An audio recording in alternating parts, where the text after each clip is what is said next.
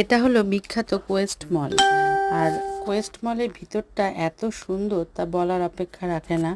ভীষণ সুন্দর ভিতরটা দেখতে। আর আমি উপর থেকে দেখছিলাম নিচে অবধি, আর নিচ থেকে দেখতেও উপরটা দারুণ লাগছিল। এটা আমরা টপ ফ্লোরে দাঁড়িয়ে আছি কোয়েস্ট মলের। কি সুন্দর ভিতরে, পুরো যেন কাঁচ দিয়েই ভিতরটা করা। যারা কলকাতার কোয়েস্ট মলে গেছো তারা জানো যে কোয়েস্ট মলের ভিতরটা কত সুন্দর হয়। এখানে ঋদ্ধি আর ঋদ্ধির বাবা দুজনে যাচ্ছে, আর আমি এই মলটা পুরো ঘুরে ঘুরে দেখছিলাম। দারুণ লাগছিল এখানে। আর আমিও এখানে যেহেতু প্রথমে গিয়েছিলাম, তাই আমারও বেশ ভালো লাগছিল। যে কোনো জায়গায় যখন প্রথম যাওয়া হয় তখন কিন্তু একটা অন্যরকম আনন্দ হয়।